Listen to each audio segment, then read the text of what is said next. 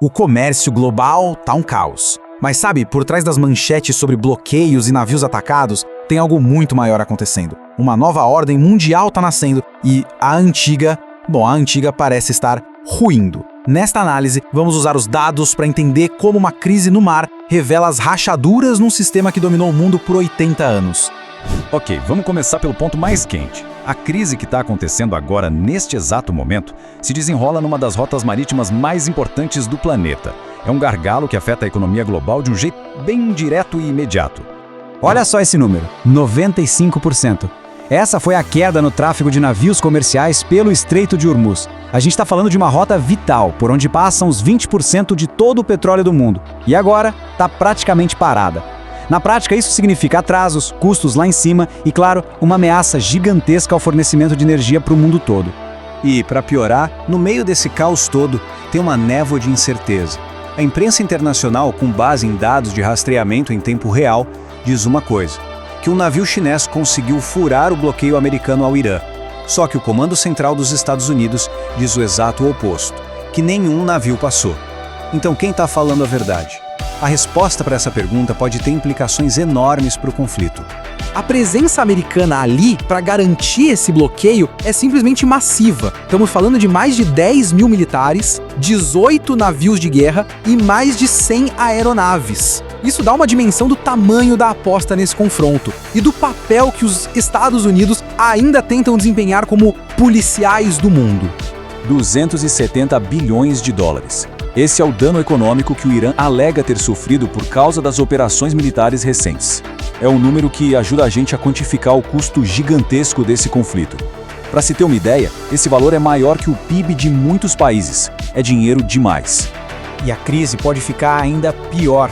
Existe uma preocupação cada vez maior de que forças aliadas ao Irã lá no Iêmen possam tentar fechar o estreito de Bab el-Mandeb. Isso cortaria o acesso ao Mar Vermelho.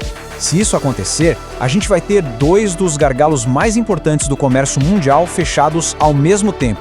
Seria, sem exagero, um desastre para a economia global. Certo. Mas, para entender por que tudo isso está acontecendo agora, a gente precisa dar um passo atrás. Precisamos olhar para o sistema global que funcionou por décadas. Um sistema que, por muito tempo, impediu que crises como essa saíssem totalmente de controle. Depois da Segunda Guerra Mundial, os Estados Unidos construíram uma ordem global que durou 80 anos e que permitiu um crescimento sem precedentes. Foi essa ordem que possibilitou a reconstrução da Europa, o milagre econômico do Japão e, mais recentemente, a ascensão da própria China como uma potência econômica. Esse sistema se apoiava em 3 pilares principais. Primeiro, o dólar como moeda global. Segundo, instituições como a ONU e o FMI para definir as regras do jogo. E terceiro, um pilar fundamental: a garantia de segurança. A Marinha dos Estados Unidos prometeu manter as rotas marítimas abertas e seguras. Sem essa garantia, o comércio global que a gente conhece simplesmente não existiria. Acontece que essa estrutura de 80 anos agora está mostrando rachaduras. E não são rachaduras pequenas, são fendas profundas, bem significativas.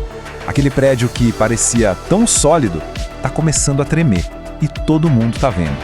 Sabe, os conflitos que a gente vê hoje, seja na Ucrânia, no Oriente Médio ou as tensões no Mar da China, eles não são eventos isolados. Pelo contrário, são todos sintomas de uma quebra maior, sistêmica. São, de fato, como rachaduras aparecendo no mesmo edifício. Mas por que isso está ruindo? As causas são complexas, claro. De um lado, tem uma mudança de prioridade dos americanos. Parece que eles não estão mais dispostos a bancar o policial do mundo. E, ao mesmo tempo, a China, que ficou rica justamente dentro desse sistema, agora quer escrever as próprias regras. A ironia é essa: o sucesso do sistema americano acabou criando seus próprios desafiantes. E é no meio dessa bagunça toda que novas alianças começam a se formar. Um encontro recente lá em Pequim dá um sinal bem claro da direção que o mundo pode estar tomando. A Espanha e a China se comprometeram a fortalecer os laços. Isso é um movimento simbólico, mas muito significativo. A gente está falando de uma nação europeia importante, tradicionalmente aliada dos Estados Unidos, que agora se aproxima de Pequim, buscando talvez alternativas à liderança americana. E olha só essa declaração: a ordem internacional está entrando em colapso. Quem disse isso foi o presidente chinês Xi Jinping, durante a reunião com o primeiro-ministro espanhol. Isso não foi um aviso, foi uma constatação de um fato, pelo menos na perspectiva deles. Para a China, isso não é uma crise, é uma oportunidade de construir algo novo. Aqui a gente vê bem o contraste entre essas duas visões de mundo. De um lado, a velha ordem americana, uma única superpotência, o dólar reinando soberano e regras unificadas. Do outro, a ordem que está surgindo, com múltiplas potências, moedas locais ganhando força e regras contestadas.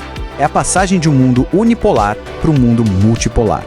Essa competição entre duas formas de ver o mundo levanta uma pergunta fundamental, né? O que essa mudança toda significa para as democracias ocidentais e para a estabilidade do planeta?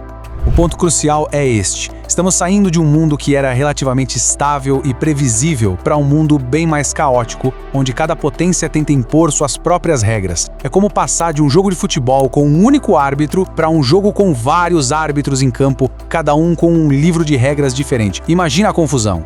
E as consequências disso são bem diretas. Rotas marítimas menos seguras, isso significa produtos mais caros e atrasos na entrega de tudo.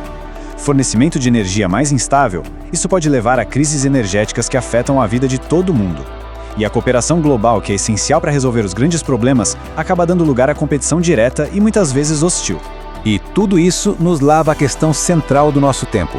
Esse novo mundo com múltiplas potências vai ser mais livre? Vai oferecer mais escolhas e soberania para as nações? Ou ele vai ser, na verdade, inerentemente mais perigoso, com mais conflitos e mais instabilidade? A verdade é que a resposta para isso ainda está sendo escrita. E são as escolhas que estão sendo feitas hoje que vão determinar o mundo que teremos amanhã.